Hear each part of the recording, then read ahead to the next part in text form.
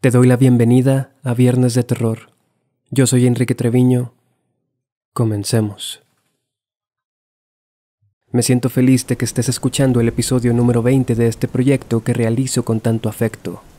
Comparado con otros shows de mayor trayectoria, 20 parece un número pequeño, pero para mí, y espero que para ti también, se siente como un peldaño más arriba. Han sido 20 semanas desde que Viernes de Terror comenzó y espero con mucho anhelo todas las que vienen. Si mi trabajo te agrada y deseas apoyarlo, te agradecería mucho que calificaras este podcast con las estrellas que se encuentran en mi perfil, así como seguirme en Instagram y TikTok, donde puedes encontrarme como Viernes de Terror Oficial.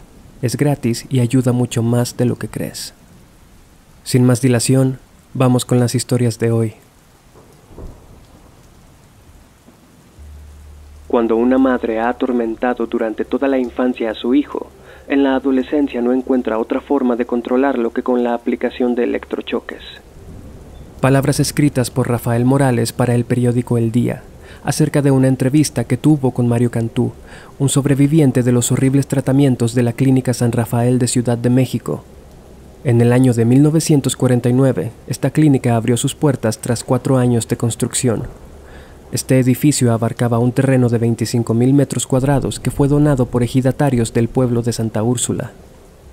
Ubicada en el número 4177, a un costado de la avenida Insurgentes en la delegación Tlalpan, la Clínica San Rafael llegó a albergar a unos 200 pacientes durante su funcionamiento.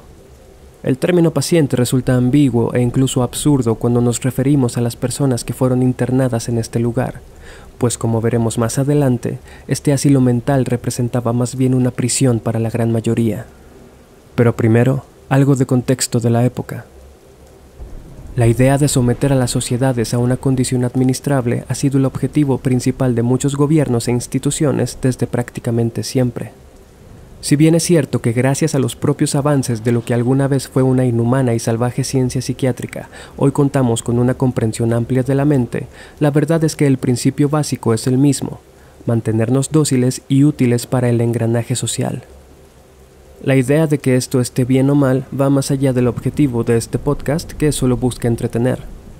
Sin embargo, durante los años en los que la Clínica San Rafael estuvo abierta, la psiquiatría fungía como una especie de verdugo más que como una herramienta médica eficaz. El modelo médico francés de la psiquiatría en el siglo XIX había llegado a México y a múltiples partes del mundo. Al tener el respaldo de eminencias médicas en Europa, se le consideraba de primera. Las ideas que se tenían entonces, por otro lado, eran absurdas y terriblemente arbitrarias, y encima, los tratamientos eran más similares a una tortura que a una medicación. A finales de los años 30, en Italia, se introduce por primera vez la terapia electroconvulsiva, es decir, la terapia de electroshocks. Un tratamiento que fue utilizado alrededor del mundo y que consistía en someter al paciente, atándolo a una cama y aplicarle fuertes descargas eléctricas mediante electrodos conectados a su cabeza. El daño cerebral ocasionado daba como resultado pérdida de memoria, dificultad de concentración y fallas en la motricidad.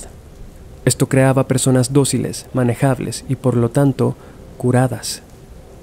Por supuesto, esta terapia era aplicada constantemente en la Clínica San Rafael a prácticamente todos sus pacientes.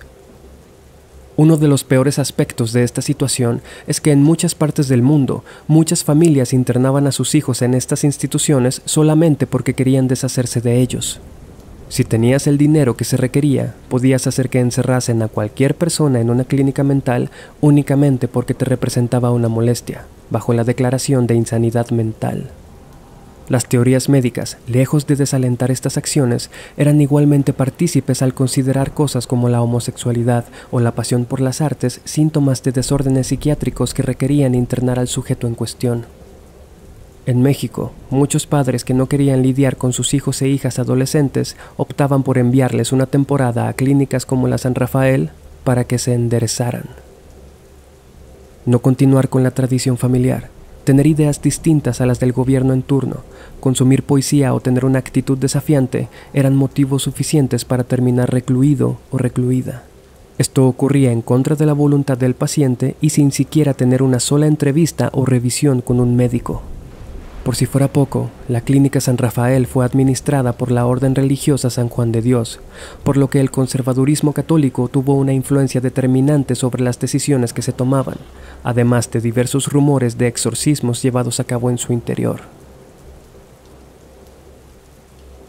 Mario Cantú era un joven adolescente que tenía constantes roces y conflictos con su madre, una mujer excesivamente estricta y controladora. Al cumplir los 18 años, Mario quiso dejar la casa familiar para independizarse, pero su madre se lo impidió. Ambos se encontraban en una situación de tensión constante, en la que la madre se había vuelto dependiente del alcohol y Mario al consumo de sustancias ilegales. Los dos se culpaban entre sí de sus respectivas adicciones. La situación siguió empeorando y la madre de Mario decidió buscar ayuda psiquiátrica. La noche del 10 de septiembre de 1980, mientras Mario dormía en su habitación, unos hombres forzaron la cerradura de su puerta, entraron, lo sometieron y lo sedaron. Cuando Mario despertó, era un paciente más de la Clínica San Rafael. Usted duerme plácidamente en su cama. En ese momento entran 5 hombres que lo inmovilizan mientras otro le inyecta una droga somnífera. Ya inconsciente, se lo llevan a una celda de confinamiento. Ahí le colocan unos grilletes en manos y pies. Cuando despierta, descubre que está incomunicado. Llega entonces un hombre que le coloca una diadema con electrodos sobre su sien. 2 meses antes, los parientes, que pueden ser sus padres, hermanos o esposo, van con el psiquiatra para comentarle de ti, con el pretexto de que te niegas a ir a ver al loquero. Después entrará la parte donde todos navegan con bandera blanca y empezará la parte más seria, el suministro de fármacos por parte de la sirvienta o de la misma amorosa madre. Relató Cantú en una entrevista para un artículo llamado Torturado por la psiquiatría. La madre de Mario había visitado al doctor Jáuregui González. Este, sin haber visto a Mario en su vida, recetó su encierro inmediato, basado únicamente en lo que la malintencionada mujer le había dicho. Si tienes ganas de estudiar música, si no eres millonario como tu papá o no eres dócil como tus demás hermanos, si quieres casarte o dejar la casa o independizarte económicamente, puedes meterte en graves problemas, porque ahora irán con el chisme al psiquiatra de que estás empeorando. Entonces el pseudo-galeno invocará la calma, meditará unos días medidas más drásticas, aunque más costosas. Dejará pasar 15 días. Dejará que los familiares lleguen a la decisión de un internamiento involuntario y les advertirá de esta última opción. Entonces se planea el internamiento involuntario, que para efectos reales es clandestino y ahora legal. Solo tiene que ser en el más estricto secreto, para que a parientes lejanos se les pueda comentar de que fue una crisis, que intempestivamente te pusiste mal. ¿Qué mejor en la noche? ¿Qué mejor sedado con succinicotina mientras estás dormido? Así ningún vecino se dará cuenta. Al cabo, se está haciendo todo legalmente para ayudarte. ¿O alguien podría decir lo contrario? Continúa relatando Mario. Su encierro duró únicamente 18 días. Parece poco, pero en ese periodo fue sometido a múltiples sesiones de electroshocks que alteraron severamente su memoria y su condición.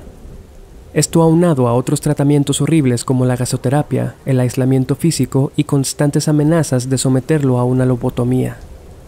Al salir, Mario continuó tomando medicamentos. Sin embargo, 5 meses más tarde, recordó que quería irse de su casa. Por ser agresivo e incontrolable, yo, Mario Cantú, fui sometido a electrochoques que me aplicaron 18 días y que lograron quemar mi cerebro y mi historia, porque perdí la memoria y mis habilidades, tocar el piano y hablar inglés. Culpo de ello al Hospital San Rafael, declaró 15 años después de su experiencia. Como Mario, muchas personas fueron internadas por mero capricho de sus familiares, ingresando a la clínica completamente sanos, pero saliendo como un borroso recuerdo de lo que alguna vez fueron. Los rumores señalan que cuando el tratamiento médico no resultaba ser efectivo, acudían al lugar miembros de la orden religiosa que administraba la clínica y se llevaban a cabo exorcismos. De hecho, en la sala de electroshocks siempre había un crucifijo a la cabeza de la cama, como si por protocolo se encomendara dicha práctica a fines divinos. Por supuesto, los sucesos paranormales eran comunes en la clínica. Se cuenta que en distintos momentos del día podía verse una sombra recorrer los pasillos.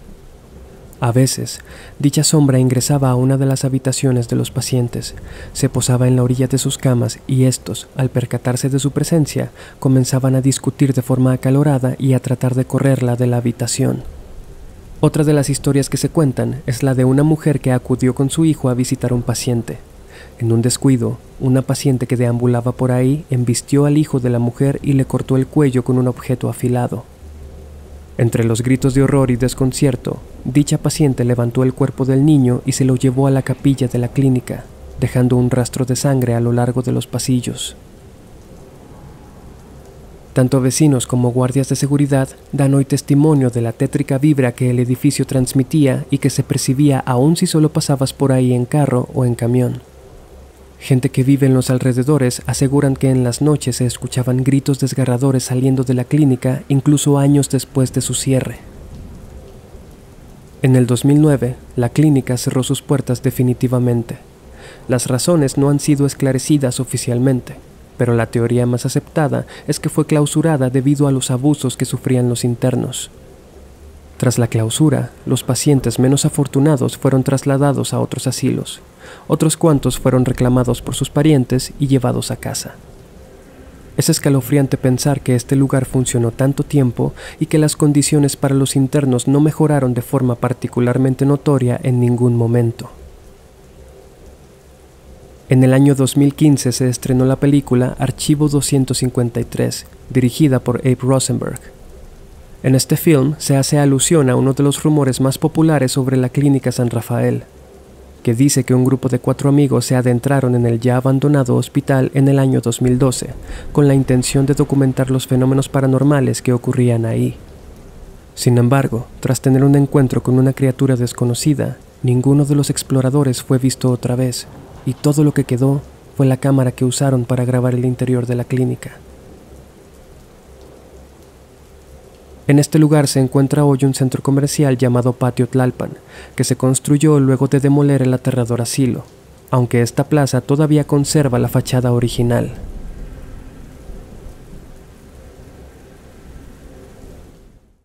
Antes de continuar, te sugiero que te suscribas a mi canal de YouTube y actives las notificaciones para que no te pierdas mi contenido. No olvides darme follow en Instagram y TikTok, donde puedes encontrarme como Viernes de Terror Oficial.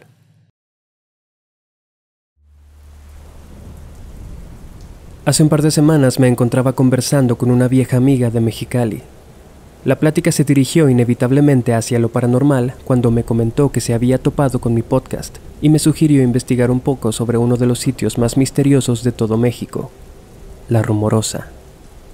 A lo largo de la Sierra de Juárez, en Baja California, existe un tramo de unos 20 kilómetros de carretera famoso por su altura, su imponente paisaje desértico con enormes piedras y sus curvas pronunciadas.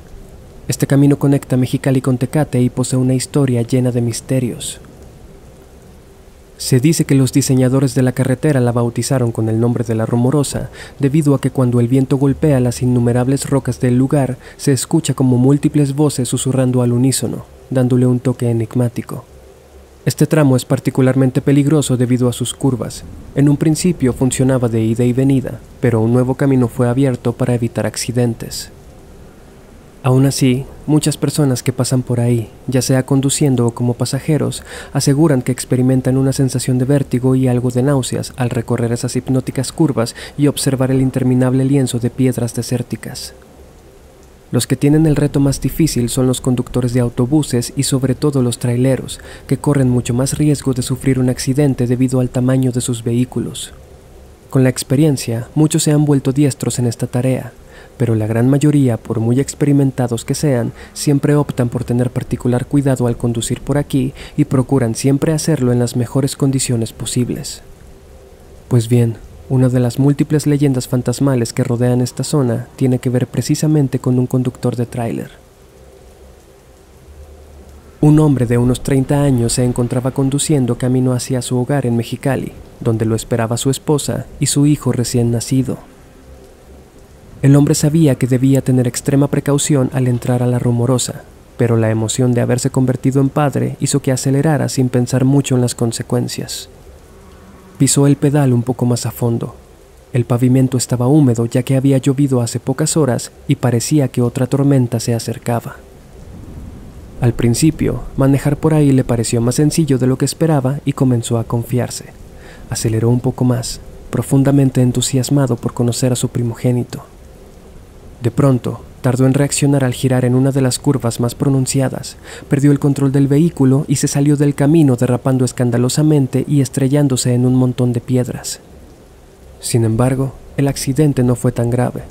El tráiler había quedado en una posición en la que sería imposible volver al camino sin ayuda de una grúa, pero el hombre se encontraba bien, fuera de un par de golpes y rasguños. Tras recuperarse del susto, tomó su chaqueta, abrió la guantera y sacó un sobre que contenía una considerable suma de dinero, su pago por su último recorrido.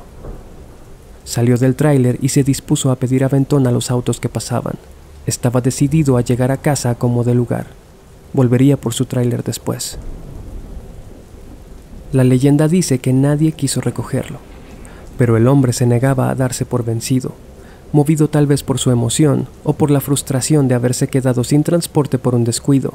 El caso es que tomó la decisión de llegar a Mexicali caminando. No estaba particularmente lejos. Para el amanecer estaría entrando en la ciudad y muy seguramente en ese punto podría subir a un taxi para ir a su casa. Sin embargo, el hombre nunca llegó. Nadie sabe qué fue de él. No se le volvió a ver en ningún lado. El tráiler fue encontrado donde lo dejó, pero ni el conductor, ni su cuerpo, ni rastro de este fueron hallados jamás. A partir de ahí, comenzaron a correr rumores sobre un misterioso hombre que pide ride a Mexicali a los conductores que van pasando por la Rumorosa. Se dice que si te detienes y te ofreces llevarlo, el hombre no se sube, sino que te entrega un sobre con dinero y una dirección. Te pide entonces que por favor entregues el sobre en la ubicación marcada, donde supuestamente vive su esposa, y que te disculpes de su parte por no haber podido llegar. Un trailero cuenta que tras haber tenido un encuentro con él, se dispuso a llevar el sobre a su destino. Cuando llegó a la dirección, nadie con la descripción de la esposa, ni nadie que supiera de lo que estaba hablando vivían ahí. Sin embargo, este trailero decidió seguir investigando. Tras una breve búsqueda, dio con el nuevo domicilio de la mujer, quien apareció abriendo lentamente la puerta con un niño pequeño asomándose tras ella. Tras escuchar la historia, la mujer, sorprendida, le dijo que su esposo había muerto 5 años antes. El trailero entonces buscó en su bolsillo trasero, donde había guardado el sobre para entregárselo a la mujer, pero este se había esfumado. Se dice que aquellos que se detienen a recoger al hombre y aceptan el sobre pero deciden quedárselo, mueren poco después en terribles accidentes. Los conductores experimentados desaconsejan detenerse a recoger a cualquier persona que pida aventón en la Rumorosa, pues tanto los criminales como los seres paranormales están al acecho en esa zona, sobre todo de noche. Te agradezco haber llegado hasta aquí. De verdad espero que este episodio te haya gustado y que me des la oportunidad de seguirte acompañando con más historias. Te recuerdo que aún estoy recopilando historias de seguidores y amigos para más episodios. Si tienes alguna anécdota que te gustaría compartir, puedes enviarme un mensaje privado en Instagram, donde puedes encontrarme como Viernes de Terror Oficial. Yo soy Enrique Treviño. Hasta la próxima.